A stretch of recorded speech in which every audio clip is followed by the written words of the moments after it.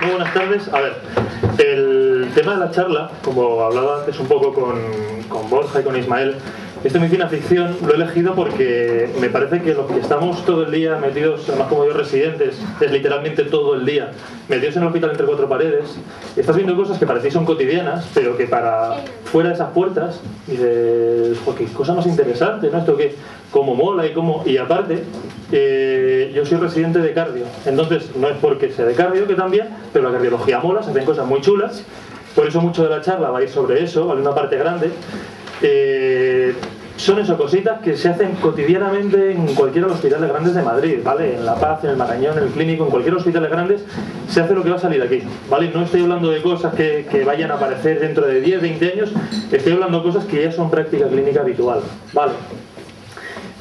También comentar que aunque desgraciadamente no he pagado ninguna farmacéutica, van a aparecer muchas marcas, ¿vale? Van a aparecer marcas porque viene el único dispositivo que hay, o porque son los más comunes, o por tal, ¿vale? Por hacerlo más realista. Ya digo que aquí no me llevo tajada por ningún lado.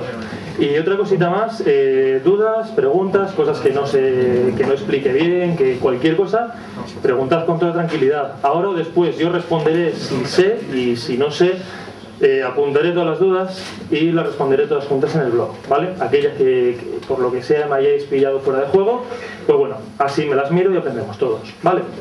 Entonces vamos a empezar. Coño, no, si no empezamos. Ahí, vale. Entonces, corazones artificiales.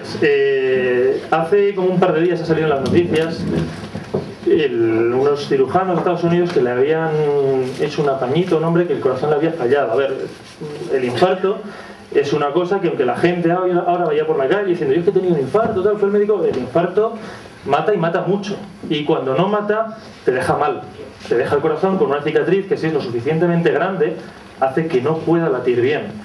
O bien el infarto, o bien una cirugía cardíaca, o determinadas enfermedades afectan a la función del corazón y hace que no pueda latir, ¿vale? O, perdón, que lata, pero lata a un 10 o un 20% de su capacidad normal y con eso una persona no puede mantenerse viva, tiene que estar en la UBI, con tubos, con fármacos, con tal. Entonces, ¿qué hacemos en esa situación? Porque esa es una persona que se nos va a morir, o sea, tiene el corazón dañado y se va a morir. Pues como en muchas cosas en la vida, Hollywood tiene la respuesta y es Iron Man, ¿vale? ¿Por qué Iron Man? Pues porque nosotros, en vez de poner ahí una cosita que brilla, ponemos un corazón artificial, ¿vale? Una máquina como el CardioWest. El CardioWest tiene ya más de 10 años de vida, creo que es desde que se empezó a probar, y es un corazón total, es decir, sustituye la función, los ventrículos, que es lo que impulsa la sangre al resto del cuerpo, con esto lo sustituye. Nosotros quitamos los ventrículos, ponemos esto, que son, como veis, dos bombas con una membranita conectadas a una bomba externa, por ahí metemos, sacamos aire, movemos los diafragmas e impulsamos la sangre al resto del cuerpo, ¿vale? Entonces, ahí va. Entonces, a ver, si consigo que vaya el vídeo, que esto es lo que más miedo me da en las presentaciones, para que se entienda un poco mejor, aparte de lo que yo digo, verlo en movimiento. Este es un dispositivo que se pone en el propio lugar del corazón y que con esos diafragmas estamos impulsando la sangre, ¿vale? ¿Qué problemas tiene? Bueno, pues esto es una solución temporal, o sea, esto queda muy chulo aquí en el vídeo, pero con esto una persona no se puede ir a casa. Esto se pone esperando que en vez de morirse hoy o morirse mañana, nos dé una semana, 2 semanas para esperar a tener un corazón para trasplante, ¿vale? Que parece que no es mucho, pero a una persona de tener horas de vida, a darle esa ventana, pues que podemos estar salvándolo, ¿vale? Otro dispositivo parecido es el HeartMate 1, que básicamente es el mismo principio, ¿vale? Este se pone, en vez de ser en lugar del corazón, este se pone aquí en la tripa y solo sustituye a una parte del corazón, a la que manda la sangre al resto del cuerpo. Él coge la sangre y en esta cámara que tiene es el mismo funcionamiento, un diafragma que se mueve e impulsa la sangre al resto del organismo. Con lo cual tenemos una máquina que está moviendo la sangre por nosotros y no necesitamos que el corazón lata. O sea, el corazón se sigue moviendo, pero con una función mucho menor, ¿vale? Obviamente si hay un HeartMate 1 es porque hay un 2. ¿Qué ha sucedido? En los intentos constantes de conseguir máquinas que funcionen más, mejor, para aumentar la calidad de vida de la gente, el dispositivo anterior solo servía para estar ingresado en el hospital esperando un trasplante. Con este aparatito, que es el que salió el otro día en las noticias, hemos conseguido que la gente se vaya a casa tranquilamente, pueden vivir, incluso en los últimos estudios que salieron, con una supervivencia mayor a la de muchos cánceres. Perdón, claro, es que esto hay que ponerlo en contexto. A ver, cuando estos dispositivos se implantan es porque el corazón tiene una insuficiencia cardíaca, un fallo, en un grado tal que la supervivencia es de semanas o meses. ¿Vale? Estamos hablando de algo que mata más que el cáncer de páncreas o el cáncer de esófago. Aunque todo el mundo oye hablar del cáncer de páncreas y nadie oye hablar de la insuficiencia cardíaca mata más y mejor que el cáncer, ¿vale? Entonces, con estos aparatos lo que conseguimos es a esas personas darles o bien un puente al trasplante o bien simplemente sustituir la función del corazón, que es lo que se consiguió con esto. Y se consiguió tan bien que al cabo de 2 años la mitad de las personas seguían todavía vivas, ¿vale? Se iban del hospital con el cacharrito metido en el pecho y una consola con las baterías y tal, y seguían vivas. ¿Qué peculiaridad tiene esto? ¿Qué es lo que lo hace más interesante? Es que estas personas están vivas sin pulso, porque en vez de ser una bomba como las otras que latía, que bombeaba sangre, lo único que hace es una turbina que la va impulsando de manera constante, con lo cual es una persona que está hablando aquí como estoy yo ahora, pero no tiene pulso. Se lo busca si no lo tiene, y lo único que hay es un ruidito en el pecho de una máquina que está girando 30.000 revoluciones por minuto, ¿vale? Esto es una pura turbina. O sea, de hecho, aquí detrás, o sea, esto que queda así muy bonito en la ilustración, hay detrás un trabajo de ingeniería de materiales, electrónica, del carajo, porque hay que conseguir que la sangre cuando pasa por ahí no se caliente, no se destruya, son materiales, son bombas que funcionan son motores por inducción, no hay ningún eje, es simplemente un imán y dentro metido otro imán, y hacemos que gire sin que haya contacto entre ninguna de las partes, ¿vale? Porque lo mismo, el corazón está latiendo constantemente, ¿vale? 60 latidos por minuto, en 60 minutos, 24 horas al día, pero esta bomba no se puede parar en ningún momento. Perdona, ¿De acuerdo? Bien. ¿Qué puede costar esta? Esta joyita creo que son $150.000. Solo la bomba. Un segundito porque miré el dato, por si acaso. Sí, son $150.000 la bomba. O sea, estamos hablando de que esto para... Sí, lo estaba intentando traducir a euros. A euros, pues 120.000, el redondeo te lo llevas de regalo. O sea, por ahí. Y aparte, el problema no es tanto la implantación del dispositivo en sí, que esta maquinita cuesta una pasta. Es que para poner esto hace falta unos medios, hace falta unos cirujanos. Con esta máquina te tienes que ir a casa con un tratamiento, o sea, son unos pluses que se van añadiendo. Pero vuelvo a lo del principio, es que es una persona que se iba a morir. Y de hecho hay estudios que intentan ver si es eficiente económicamente o no, y esto en concreto comparado con el trasplante anda ahí, ¿vale? Quiero decir que no es mucho más caro que un trasplante, no es comparar, es una alternativa bastante válida, y que como digo esto se está implantando y se está haciendo hoy. Hace 3 días en las noticias salía un hombre en Estados Unidos, solo que él en vez de una le habían puesto 2, habían quitado los 2 ventrículos y le habían metido uno en un lado y otro en otro, con lo cual el corazón no le necesita para nada, ¿vale? Una pregunta, perdona. ¿Qué pasa si una persona que tiene esto tiene algún accidente o lo que sea, llegan los servicios médicos, no le detectan pulso, le empiezan a hacer animación y le joden el aparato? No, o sea, cuando uno tiene esto, canta. Aparte canta porque tú llevas tus 2 cables aquí, los Frankenstein saliendo para la consola y vas con un cacharrito, o sea, es una mochila, no. Llaman a la policía entonces. Eso es. No, esto es una cosa que cuando la ves impresiona mucho, porque es un tipo con unos cables que van aquí a una máquina, pero es que si eso se corta el tío se muere. O sea, es que él sigue vivo gracias a la consola que lleva al lado. O sea, que no hace falta ni que lleve una placa identificadora. No, esto canta. O sea, no es ninguna cosa discreditada. A ver, esto son palabras mayores. Para poner esto, tú tienes que abrir el pecho en canal. O sea, cualquiera de los dispositivos de los que estoy hablando aquí, claro, eso es importante por lo que viene ahora. Para cualquiera de estos tenemos que hacer una cirugía que es a corazón abierto.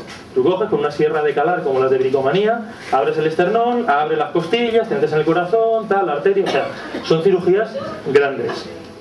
El problema es que a veces no puedes hacer una de estas cirugías, o sea, al paciente le falta ese empujoncito para morirse, o bien ni tienes el tiempo, o quizás no es necesario. Entonces, ¿qué podemos hacer que sea más suave que abrir el pecho en canal y meter una turbina de estas? Pues meter una turbina en miniatura. Vamos a ver, esta es una explicación. No, es que todavía el más juguetito todavía no he aprendido a manejarlo. Aquí estamos. La bomba de la que hablaba antes funcionando, ¿vale? Que lo mismo, este es el cable que sale de la consola de control. Y esto lo que hace... Joder.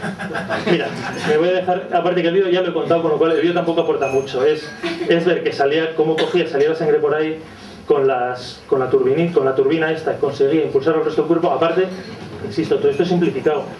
O sea, esto tiene una enjundia detrás para conseguir que el flujo de sangre sea laminar, para tal, etcétera. Pero bueno, como decía, palabras mayores, cirugía grande, abrir el pecho en canal.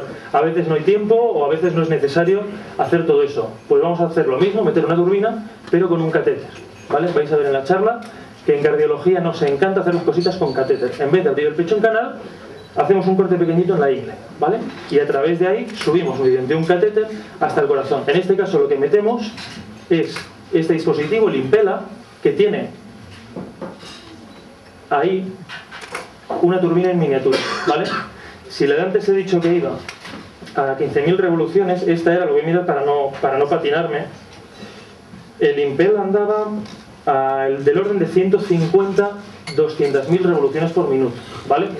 Pero es que esto que sale ahí ampliado es algo más pequeño que la falange de mi dedo, ¿vale? O sea, y con esto estamos consiguiendo no sustituir la función del corazón, pero una persona que tiene un corazón que está al límite, que está en la UBI, que necesita un montón de medicación para seguir vivo, le damos una ayuda a ese corazón. Una ayuda para que el proceso que tenga de base, pues para que se recupere la cirugía que le hemos hecho, para que se recupere la función después de un infarto, le damos una semana de tiempo para ayudar a que ese corazón pueda latir por sí solo. ¿Cómo?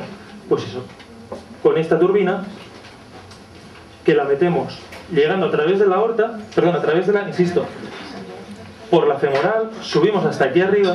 Esto es como un metro de catéter en el que tú estás a ciegas, porque tú esto lo vas viendo en una pantalla de rayos, pero no estás tocando nada. O sea, no es una cirugía en la que yo pincho aquí. Esto es toda a distancia, con un catéter en el que tú empujas, retraes o giras a un lado o al otro. No hay más movimiento, ¿vale? Lo consigues meter a través de la válvula aórtica, que es la que cierra la salida de sangre del corazón, y con eso conseguimos impulsar hasta 5 litros de sangre por minuto, que es lo que impulsa un corazón sano normal, ¿vale? Entonces, a ver si ahora consigo que este vídeo vaya bien. Ahí estamos. Esto es lo que comentaba, va subiendo con el catéter, llegamos, damos la vuelta al callo aórtico y dejamos la turbina en la válvula de salida. De modo que con esto cogemos la sangre por ahí, la turbina la impulsa y la saca, ¿vale? Esto es lo mismo, esto así es explicado muy simplificado. Para que esto funcione bien, por ejemplo, hay que poner un sistema de suero que actúe como antioxidante. El plasma, estos cacharritos, los corroe como el agua de mar, ¿vale? Entonces hay que poner un sistema de lavado con suero para conseguir que esto pueda funcionar a la velocidad que funciona, sin sobrecalentarse, sin oxidarse, sin fallar, en resumen. Vale, entonces, todo esto eran los dispositivos de asistencia, que sustituyen un poquito, le dan una ayuda al corazón para funcionar, como decía, pues durante unas horas, unos días, principalmente como un puente al trasplante. En algunos casos, como el que veíamos antes, el de la turbina, como un dispositivo definitivo, pero principalmente eso es un puente al trasplante. También hay, lo que pasa que eso no lo puse aquí, se emplean en quirófano otros dispositivos mucho más voluminosos, que son como una máquina corazón-pulmón, ¿vale?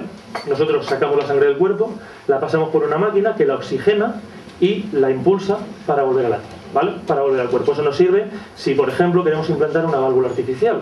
Si una de las válvulas que cierra la salida del corazón la tengo que cambiar, eso yo no lo puedo hacer con el corazón funcionando y echando por aquello sangre hasta el techo. Yo tengo que parar el corazón, aislarlo, secarlo, operar y entonces volvemos a empezar, ¿vale? Para eso se emplean máquinas de circulación extracorpórea que lo que hacen es sacan la sangre, la oxigenan mediante una serie de... Tiene muchísima enjundia, tiene sus... ¿cómo se llaman? Los concentradores para retirar todos los fluidos que ponemos adicionales, tienes todos los mecanismos que consiguen que esa persona al cabo de 24 horas haya vuelto de la muerte. O sea, dicho así en plan peliculero, pero es que lo que hemos hecho ha sido pararle el corazón, abrirle el pecho en canal, bueno, al revés, le abrimos el pecho en canal, le paramos el corazón, le hacemos 1000 perrerías y el tipo sigue vivo.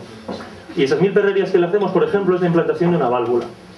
Esto posiblemente conozcáis a gente mayor que lleva puesta una válvula porque falla porque es demasiado pequeña o porque no cierra bien y hay que recambiarla para no sobrecargar la función del corazón. Entonces esto, como se ha hecho siempre y se hace hasta ahora, son con válvulas protésicas bien metálicas que duran mucho más, o bien biológicas de membranas de cerdo, de vaca, tratadas para que no den reacciones inmunes y que no nos den más complicaciones.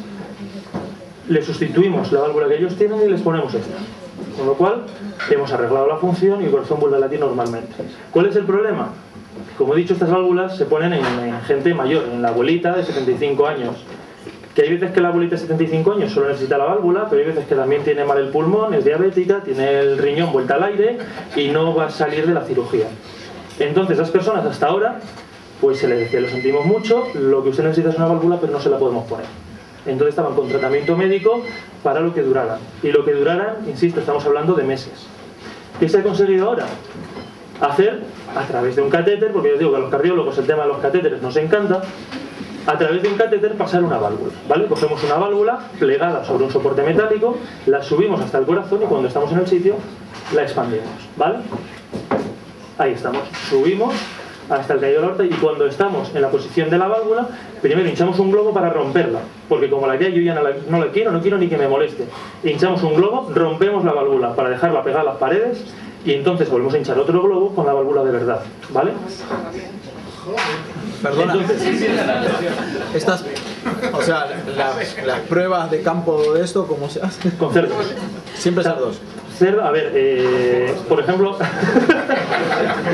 con mendigos. No, a ver, por ejemplo, aquí en el CENIC, en Madrid, en el Centro Nacional de Investigación Cardiovascular, es un centro puntero en procedimientos de este tipo. No exactamente en este, pero en procedimientos así. A ver, lo más parecido, por razones obvias al humano, es un cerdo, ¿vale? De hecho, hay casos en los que ni siquiera se nota la diferencia. Entonces, lo que se hace, y en concreto el corazón es muy similar, ¿vale? En cuanto a tamaño, fisiología, etcétera. Entonces, se toman modelos de cerdo con cosas que sobre el papel funcionan muy bien y se intenta. Por ejemplo, lo que comentaba antes, de la turbina esta del corazón artificial, antes de implantarlo en humanos se había hecho en terneras. ¿Vale? Se había probado en terneras, a ver qué tal funciona. Si ahí sale como medida compasiva, que eso luego tiene unos trámites legales, unos permisos éticos, un tal, hacer algo de nuevas cuesta mucho porque tú no sabes si va a salir bien. Entonces se intenta con pacientes con los que se está la desesperada, se les explica las opciones que hay, si no te hago nada te mueres, si te hago esto igual te mueres de esto mismo, pero vamos a probar. Y si sale bien, pues luego le ponen tu nombre a una técnica y sales en los libros y la gente te estudia y eso mola mucho, ¿vale? No, y realmente, pero objetivamente este tipo de técnicas, cuando se empieza a experimentar, nunca se sabe qué tal van a salir, hay algunas que han sido grandes fiascos, pero hay otras que funcionan muy bien como estas. Y que esto desde que se empezó a publicar hasta ahora, que se están poniendo cotidianamente en los hospitales, han podido pasar, pues creo que son 5 años. 5 o 6 años del primer estudio, ¿vale? Es el primer estudio humano, o sea. Luego, por ejemplo, para la que preguntaba por el dinero, esta válvula, la Sapien, que es con la que se han hecho los estudios, esta joyita, que es un poco de membrana de cerdo y un muelle así, un chachiguay, vale 24.000 euros, ¿vale? Aprox. Insisto. Y hablando más de dinero, las turbinas esas, como las utilizáis solamente hasta que hay un trasplante, luego las reutilizáis. No. Ah, no se pueden reutilizar. Estas cosas no se reutilizan nada, como los marcapasos, como todo eso se descarta. Todo el material. Si solamente la necesitáis 2 semanas.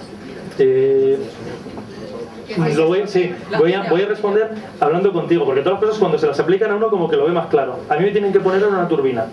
¿Quieren una nueva estrenar garantizada por el fabricante o una de segunda mano? Estéril, súper estéril. La hemos limpiado con bien de lejía y la hemos dejado como los perros. Yo prefiero... No, a ver, aquí está haciendo un poco la broma, pero hay cosas que no se plantean. ¿Y por qué un marcapasos no se reutiliza? La gente que se muere tal... Pues porque la garantía de fallos que tú tienes con un dispositivo nuevo, en cuanto a fallos y en cuanto a remisión de enfermedades, no es la misma que la que tienes con un dispositivo utilizado. Entonces, con esto, que son cosas que muy proclives a los fallos, estamos hablando de piezas de unos mecanismos muy pequeños, que funcionan con unas demandas muy altas, que hemos conseguido, no obstante, que no la líen. No estamos en condiciones de reutilizarlos, ¿vale? Aparte que en algunos casos ni siquiera se puede. O sea, los pones y, como decía, los marcapasos, los cables se hacen fibrosos y no se pueden retirar. O sea, luego técnicamente también hay más complejidad, ¿vale? O sea, todo esto no es tan sencillo como lo pongo, lo quito, lo empalmo, lo coso, lo descoso. Tiene detrás un poquito más de curro. Y como decía, volviendo a lo de la válvula esta, que lo de los cerdos queda muy gracioso, pero la gráfica es esta, ¿vale? Esto es lo que habla por sí solo. Estamos hablando de que a 24 meses nosotros cogemos un grupo de personas a las que les hacemos lo que se hacía hasta ahora y otro grupo de personas a las que le ponemos la válvula. Las de lo que se hacía hasta ahora se mueren el 80%, las de la válvula se mueren el 40%, ¿vale? Y dices, ya, que se mueren un 40%, ya coño, pero es que es la mitad, un poco más de la mitad, ¿vale? Entonces, aquí esto son vidas salvadas, estos son abuelitas de 75 años que han pasado 1 y 2 navidades con su familia, ¿vale? Esta es la parte que todo hay que ponerlo en contexto, o sea, esto es muy de estudios, de tal, pero que lo que hay aquí detrás son personas de carne y hueso que se están tomando cervezas aquí en el bar, ¿vale?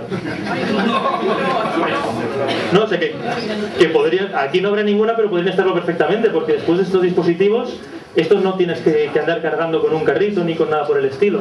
Entonces este es un vídeo de la implantación de una de estas válvulas.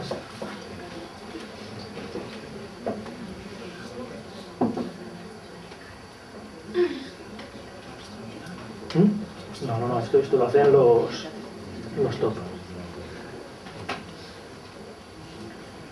Entonces lo que decía, llegamos con una guía, primero en todo lo que hagamos vamos a meter una guía que es la que nos sirve de raíl, y como decía, llegamos hasta el corazón y desgarramos la válvula, hinchamos un globo y la dejamos disfuncional total, ¿vale?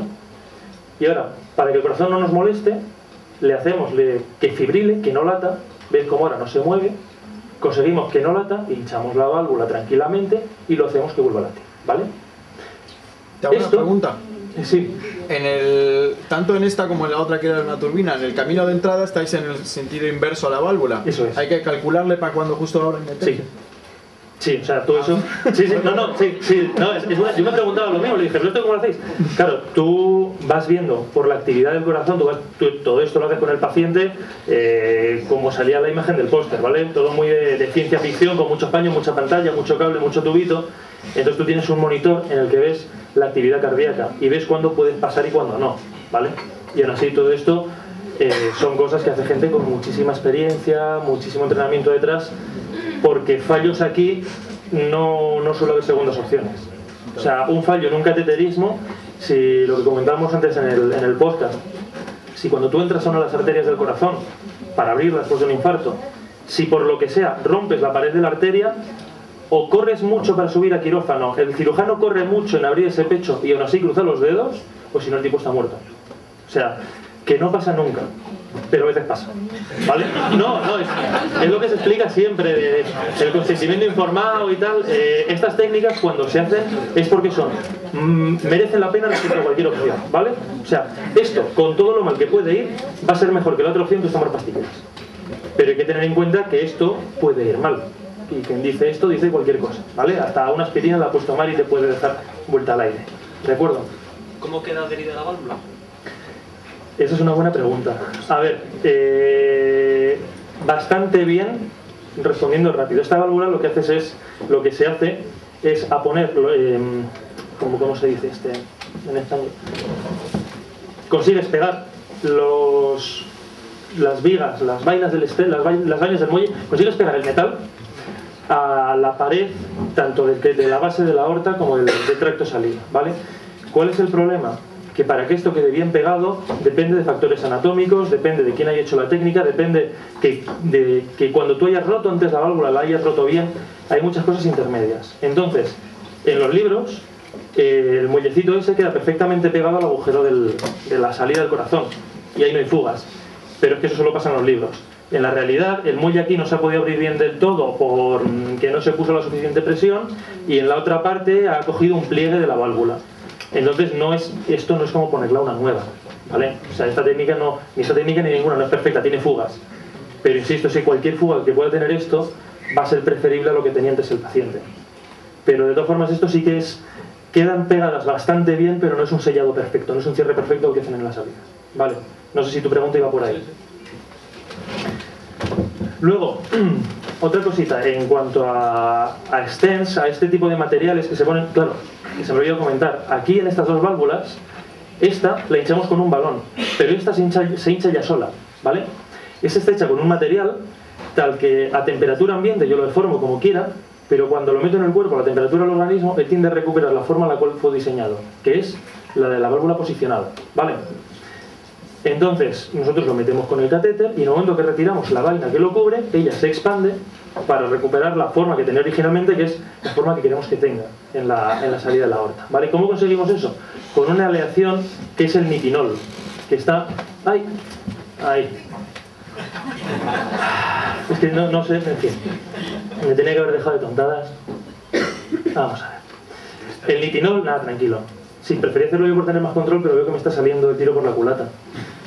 El nitinol es una aleación de níquel y de titanio que tiene... Bueno, ahora, este es de los puntos en los que digo, ingenieros en la sala, por favor, perdonadme las collejas. O sea, yo soy médico, yo de pastillas sé, pero de estas cosas, si meto la pata, lo siento. O sea, intento no meterla, pero vamos, y lo mismo, si alguien quiere corregir, que lo haga con toda tranquilidad.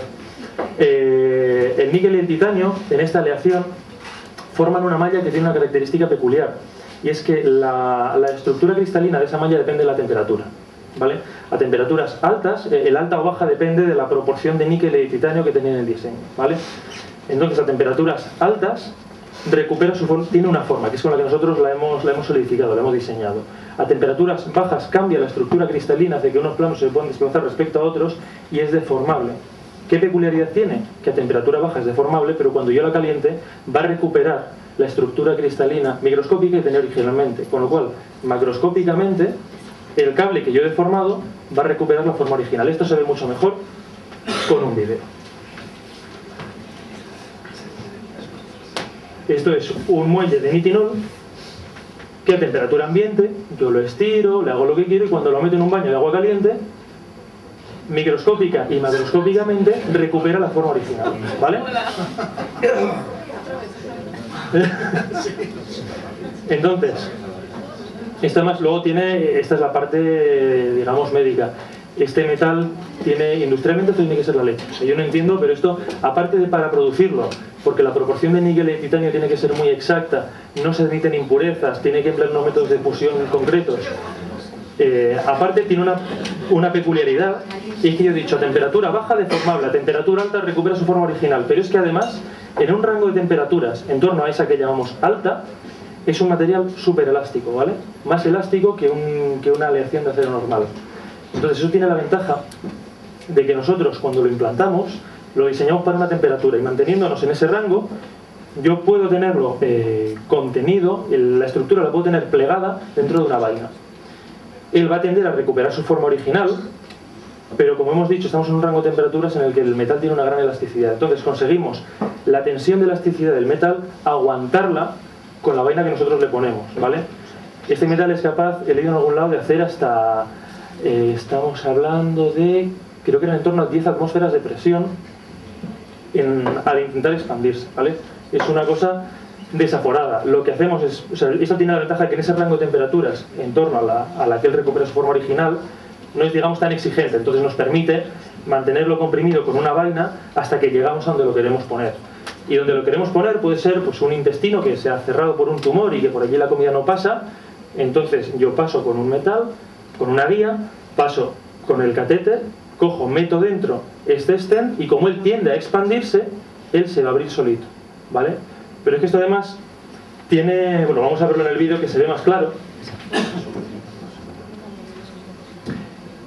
A ver, esto tiene una ventaja. Cuando se ponen los stents normalmente, que es lo que se hace para desobstruir una arteria, es como abrir y apuntalar, ¿vale? Yo lo puedo abrir, pero eso se puede cerrar. El objetivo de los stents, que son estos muelles, solo que si lo dices en inglés suena más chulo y mucho más caro, lo abres la arteria y la mantienes apuntalada para evitar que se cierre, pero tiene pegas. Tiene pegas como que el metal va a tender a recuperar su forma original. Él venía plegado en una guía de 2 milímetros, va a tender a plegarse. Cuando el vaso haya pasado el infarto y la fisiología ha vuelto a ser la normal, el vaso se va a expandir. Entonces tenemos la situación que al cabo de varias semanas, ese muelle que había quedado muy bien, va a tener una pequeña fuga alrededor, no va a quedar bien puesto contra la pared del vaso. ¿Cómo lo arreglamos? Con un stent autoexpandible. Nosotros lo metemos y sabemos que él, con esa tendencia innata, digamos, que tiene a expandirse, va a quedar siempre pegado a la pared del vaso. O sea, no es que lo vaya a apuntalar, es que si por lo que sea las paredes de la casa se mueven, él va a ajustarse para seguir sujetándolas. ¿Vale? Entonces es lo que tenemos, que se dilatan los vasos pasada la situación inflamatoria, el stent se abre. Que la placa... Una pregunta. Dime. ¿Qué pasa con la vasoconstricción y vasodilatación natural del cuerpo? O sea, eso no la permite. Es que en este caso tú quieres que esté vasodilatado. A ver, esta ya es una pregunta que tiene más enjundia. En el caso de una arteria coronaria, tú quieres que te sirva para llevar sangre al resto del corazón y que pueda hacer bien su función, ¿vale? Que le llegue oxígeno y le llegue comida. Cuando hay placas que cierran la luz, hasta cierto límite el corazón es capaz de sobreponerse dilatándolo aguas abajo, ¿vale? Esta es una obstrucción del 80-90% el corazón, esa arteria es capaz de dilatarse para que no se note mucho esa obstrucción. Eso es lo que igual alguno vais a hablar de la angina de pecho. ¿Qué pasa con la angina de pecho? Pasa que la arteria ya está dilatada todo lo que da. Entonces en el momento que yo le pido un esfuerzo extra, ya es incapaz porque ya no tiene de dónde, ¿vale? Entonces en esta situación a mí me conviene que esté dilatada al máximo. Además estamos hablando de arterias, a ver, esto se pone en una obstrucción, pero son arterias que tienen placas a lo largo, que tienen distintas oclusiones. Entonces, a mí aquí no me conviene que esté contraída, me conviene que la arteria coronaria esté lo más dilatada posible. Aparte que no tiene sentido, o sea, no tiene utilidad que una arteria coronaria se me contraiga, ¿vale? Un vasoespasmo de la coronaria me va a dar sangre que no pasa y me va a dar infarto, me va a dar angina, me va a dar cosas que no me gustan. Si yo cojo y en una zona que ha estado irritada, que tiene infarto, que tiene una placa, que posiblemente eso se repita, pues si yo me aseguro de que lo mantengo abierto, apuntalado, pues mira, como que lo gano en confianza, ¿vale? La idea es esa, pero sí que es cierto que con esto, como lo que he dicho que se hace en el intestino, una vez que eso se abre, además tiene otro problema, que no lo he dicho, no es solo el que se abre, es que yo ya no lo puedo recoger. O sea, cuando se implantan estos stents, tiene unas marcas en las guías, hay un punto que es el de no retorno, en el cual yo voy retrayendo la cobertura que tiene y el muelle se va abriendo. Y hay un punto pasado el cual ya no es recuperable. Eso se abre del todo y ya no hay forma de sacarlo de ahí, ¿vale? Por la tendencia que tiene él. Además, cuando la ponen, cuando llegas a la parte final del muelle, él tiende a salirse sin más, digamos que se escapa de la guía, se extiende, o sea, se abre y ya no es recuperable, ¿vale? Que eso es una pega de la técnica, pero es parte de lo que tiene, ¿de acuerdo? Otra. Esta me encanta. No es muy común usarlo, pero es que o sea, no me pensé dos veces el cómo explicarlo. A ver, estamos hablando de una arteria que está cerrada, ¿vale? Y con un montón de grasa, de macrófagos, de su calcio, de tal, mucha guarrería, mucha cosa sucia y la sangre no pasa. ¿Yo esto cómo lo abro? Hombre, pues si esto es grasa, ni tan mal, porque la grasita pues se puede mover, yo le puedo poner un muellecito a los dientes y dilatarla. Pero si esto tiene mucho calcio, el calcio no es flexible, el calcio o se rompe o no se mueve. Entonces, tenemos esta joyita, que aunque aquí sale en grande, esto tiene entre 1,5 y 3 milímetros de diámetro, 1,5 y 2,5 según los modelos y tal. Está hecha de una aleación, creo que era de níquel, y todo eso que veis en la punta son puntitas de diamante artificial. Esto se hace girar a 800, siendo 800.000, a ver cuántas revoluciones, porque ya es que estos son cifras que se van de las manos. Estamos hablando de 200.000 revoluciones por minuto, ¿vale?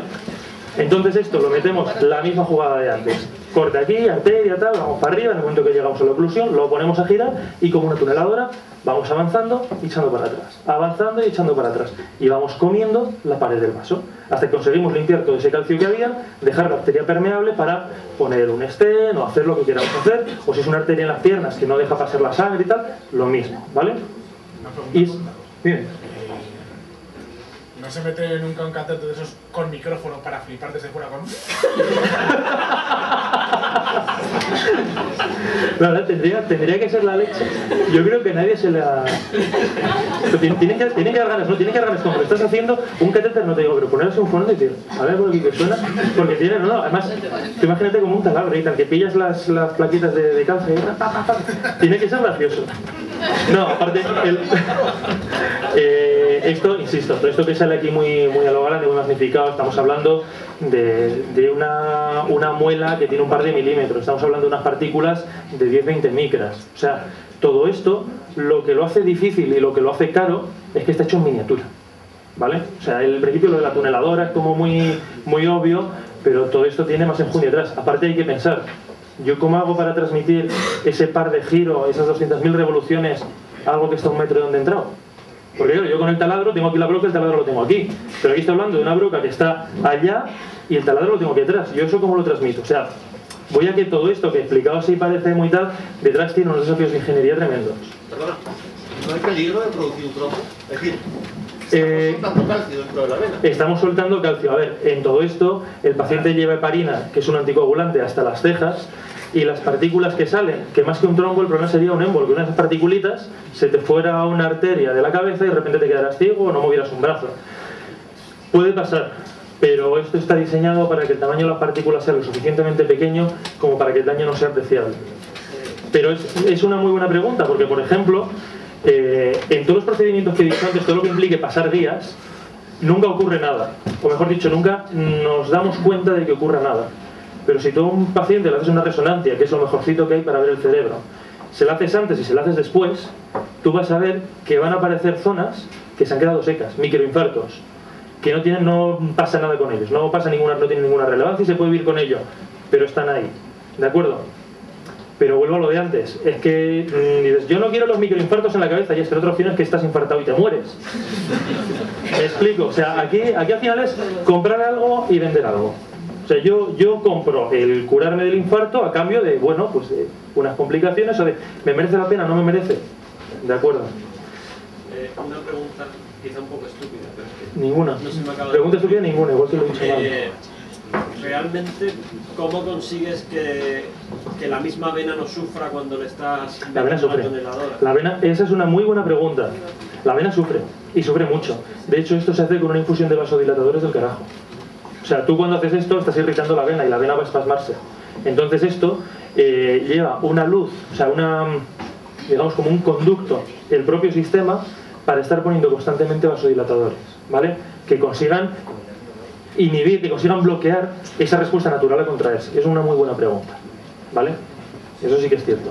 Por eso digo que todo esto que se cuenta así muy dicharachero en realidad tiene detrás tomos y tomos de literatura. Una pregunta. Sí. ¿Cómo de cerca se llega de la pared de la vena? ¿Realmente se quita la obstrucción de la pared y la vena funcionaría igual? ¿Cómo? Perdón, no entiendo lo que... ¿Puede volver a bloquear añadiendo ese trazo a la vena? Claro, se podría... Por eso, esto es parte de la solución. Después de que haces esto, tú lo mantienes, por ejemplo, pones dentro un stent para mantenerlo abierto, ¿vale? Esto es simplemente desobstruir, pero esto no mantiene nada bien.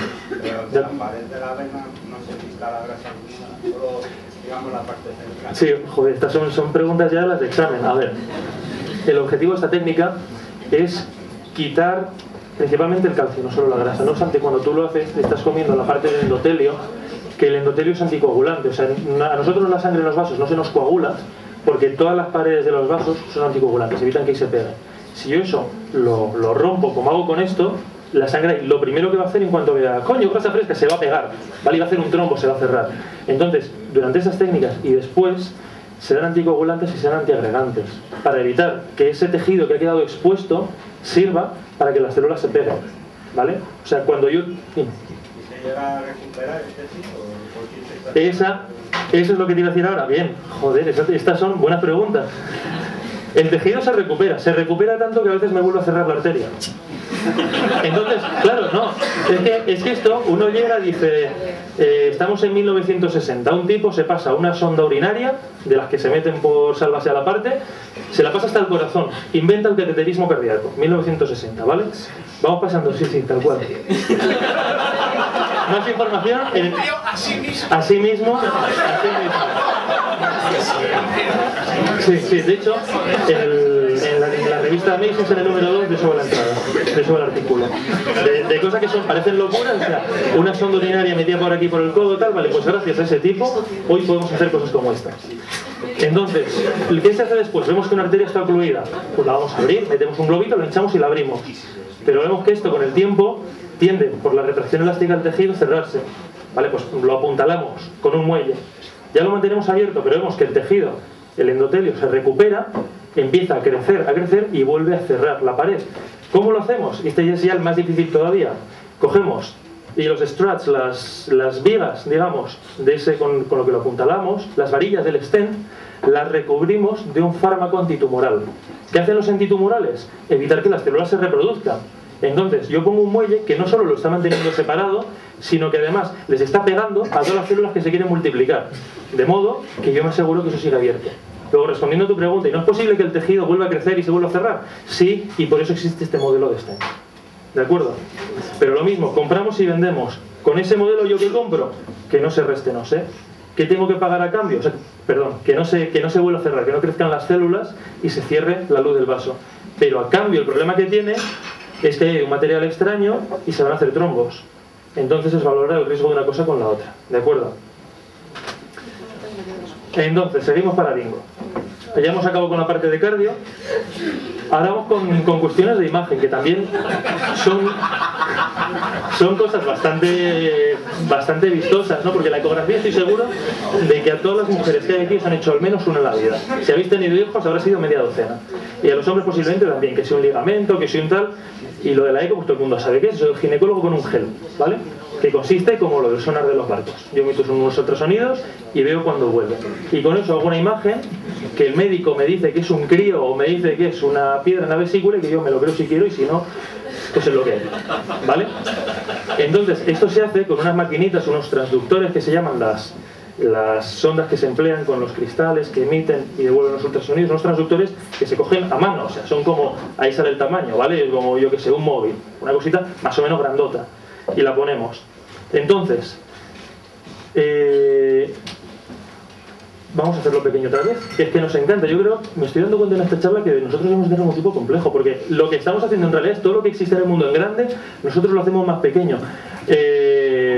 A ver, aquí en todo esto de las arterias coronarias, que no sé qué, que si el calcio, la grasa, tal, yo eso lo cuento porque me lo imagino, pero yo no estaría para ver el calcio.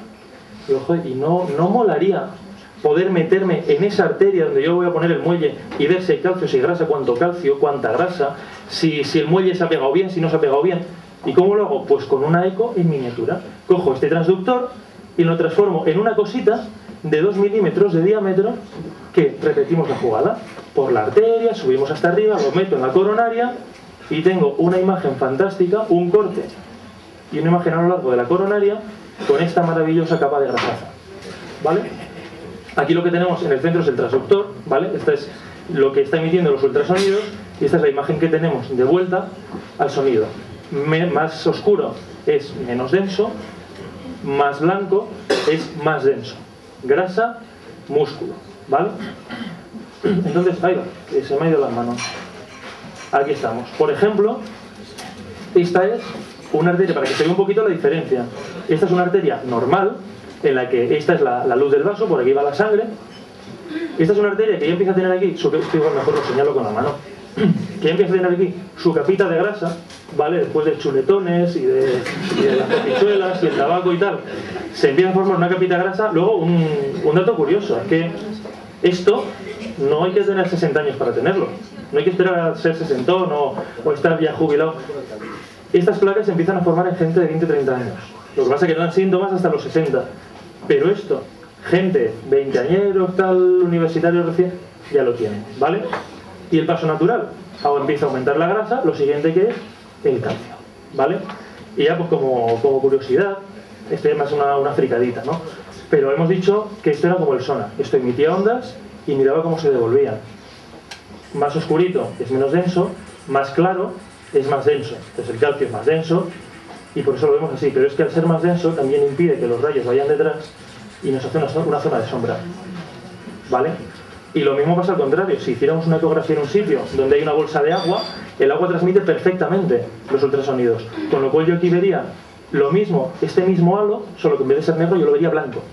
Es una zona, es una ventana, ¿vale? Entonces, esto que hacemos aquí es lo mismo que le hacíamos a la embarazada con el gel en la tripa, solo que con un catéter de un par de milímetros metido en la coronaria. ¿Y esto qué nos permite? Una cosa así tan chula y con tantas fotitos y tal, pues nos permite saber qué hay en esas arterias y si a mí me merece la pena o no poner un muelle. Porque claro, yo esto lo veo desde fuera, yo hago una radiografía, entonces yo puedo ver esa arteria muy bien, pero igual la arteria resulta que está así y que si yo la veo en esta dirección, yo la veo perfectamente, pero si la veo en esta otra dirección, resulta que la arteria en realidad está cerrada. Y yo no lo sé, o sea, esto yo le hago una radiografía, le hago una fluoroscopia y no tengo forma de saberlo. Pues así sí. Le hago el cateterismo, le meto el transductor de ultrasonidos, esto se llama IBUS, ultrasonografía intravascular, y veo qué hay en esa pared, cuánto hay y de qué se compone. Y el más difícil todavía, si podemos... ¿Hay alguna manera de automatizar el análisis de la imagen y que el cacharro ya te diga hay un tanto por ciento de grasa, un tanto por ciento de calcio? Ahí me has pillado. Te diría que no, porque he visto mucho becario, y donde digo becario digo señor especialista que se tiene que dedicar a esto. O sea, aquí como para llegar a hacer cosas de estas hay que ser la leche, ¿vale? Entonces el camino es muy largo Y la gente que se dedica a analizar estas imágenes son especialistas que se sientan delante de un ordenador y van foto a foto cuantificando el espesor de la pared, el grosor.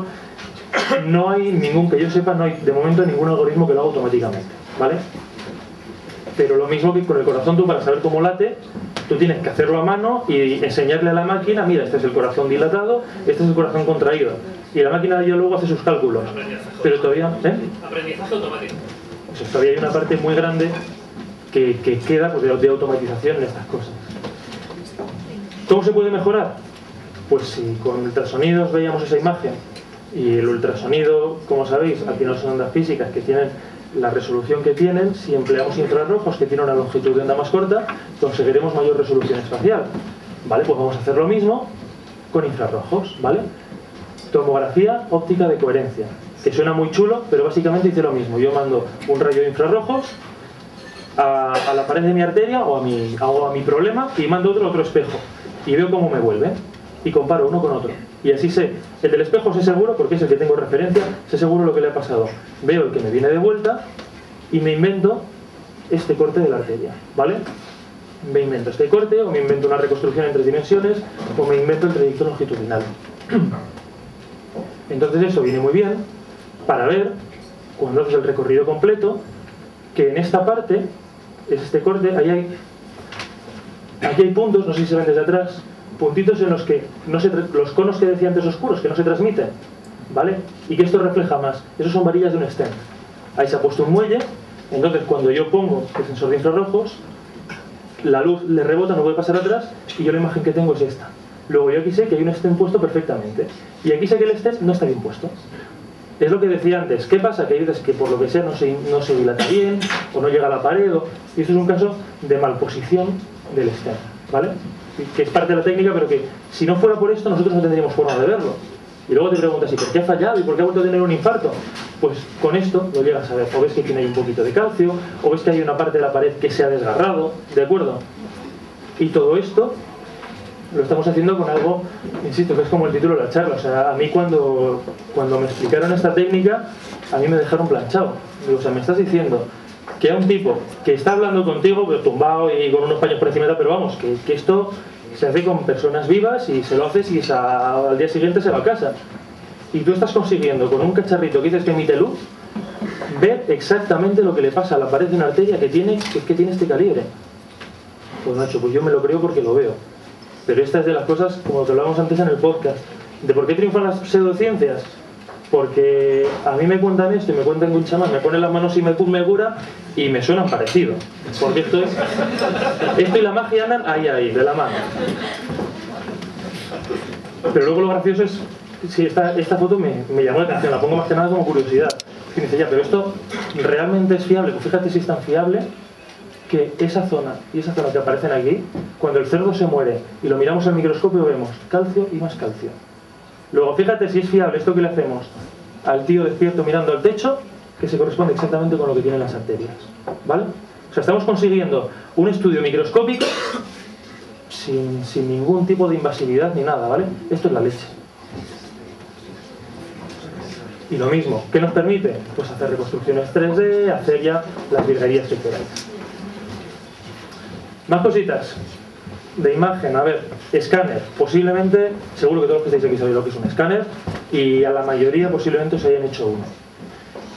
Pero lo que hay detrás... ¿Es el papel al ordenador? ¿Cómo? El papel al ordenador le pasa una luz. Efectivamente, es lo mismo, eso es, idéntico. Solo que un poquito más complicado, mucho más caro y con una maquinaria que aquello es como lo de la Guerra de las Galaxias. Porque tú cuando entras a la sala, a ver, aquí está, mira, la máquina es esta, pero dentro tiene esto metido, ¿vale? En el gantry, que es este cacharraco, está metido el emisor de rayos X y los detectores, y eso está girando constantemente. Entonces tú entras a una sala, que además como tú está todo muy frío, muy estéril y tal, y ves la máquina zoom, zoom, zoom, zoom, esto girando y acojona bastante.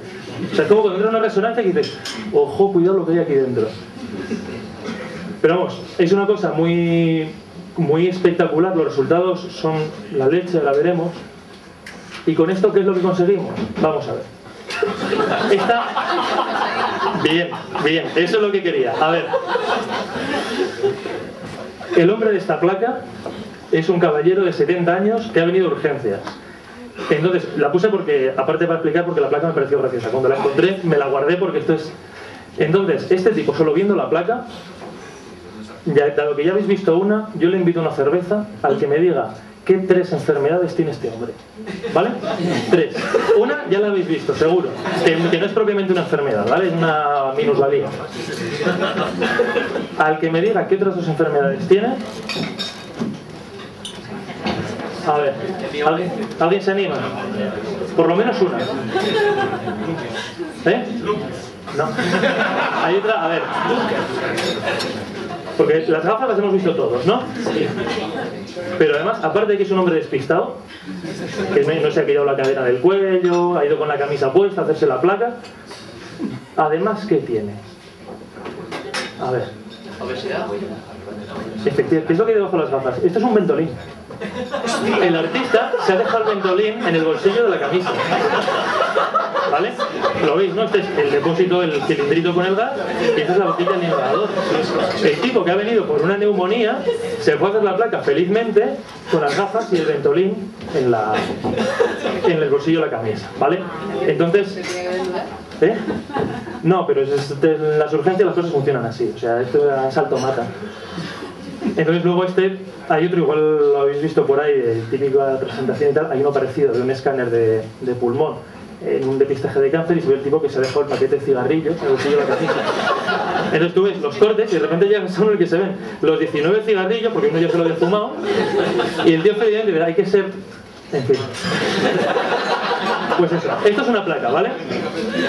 Entonces, con esto lo que hacemos es un haz de rayos X que me atraviesa el pecho atrás adelante una imagen estática.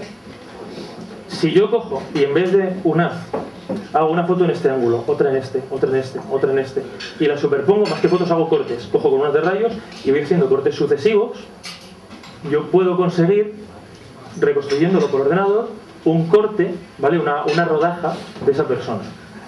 Entonces, el TAC en su origen se llamaba tomografía axial computerizada porque era puramente axial. Y tumbaba, hacían un corte, tac, la máquina avanzaba otro poco, hacía otro corte, tac, avanzaba otro poco, ¿vale? Porque iba en torno a un eje. Las virguerías que hay ahora, en vez de hacer un corte, hacen 64, 256, le vamos a dar hasta 320 cortes, ¿vale? Entonces, es la máquina que veíamos, este es un Symphony de 68 cortes, que lo que hace es, girando continuamente, el paciente pasa a través del agujero del gantry y la máquina adquiere un volumen. No es que vaya haciendo cortes, va adquiriendo un continuo de ese paciente según va entrando. Y luego de eso, esos datos, como si fueran un archivo RAW de la cámara de fotos, informáticamente se reconstruyen para darnos esta virguería, por ejemplo. Entonces, lo mismo de antes. Yo sé que esta persona, este es el corazón, estas son las arterias que lo riegan y esa es una estenosis en la circunfleja. Y yo sé que este tipo va a tener un infarto sin necesidad de que lo tenga. ¿Vale? Esas son las virguerías que se pueden hacer dándole muchas vueltas a la idea de los rayos X. ¿De acuerdo? El problema que tienen los rayos X, que son ionizantes, ¿vale? Es radiación. Entonces una dosis grande de esto, a ver, esto ya se ha pulido mucho, pero estamos hablando que un escáner de este tipo más o menos es un cuarto de la radiación de fondo. Bueno, un cuarto de la dosis anual de radiación de fondo. Que es una dosis asumible, pero hay que plantearse si realmente es necesario. Pero vamos a hacer algo parecido. La resonancia magnética nuclear, que aunque se llama nuclear, no tiene nada que ver con la radiación, que nos da imágenes similares, arriba las diferencias, pero sin emplear ningún tipo de radiación ionizante. ¿Qué es lo que hace?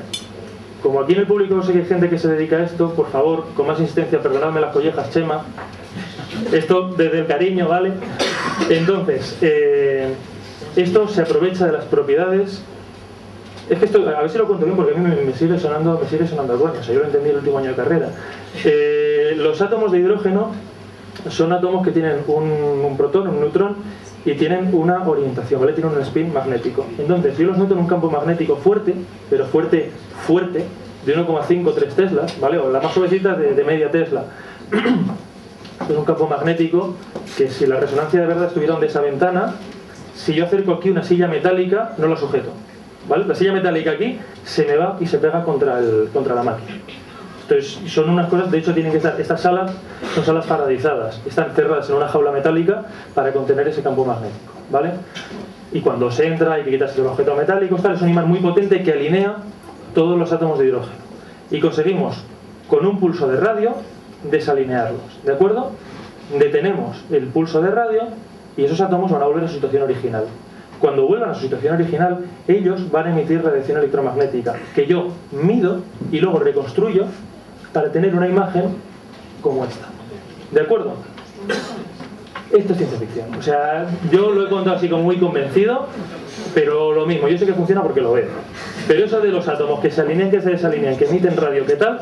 Pues nos permiten ver esto. Pero no solo esto. Es que dado que también emplean, las propiedades biológicas del tejido, joder. Vamos a ver, ya era como la 18. Casi. 25. Ya me pasa. Ahí.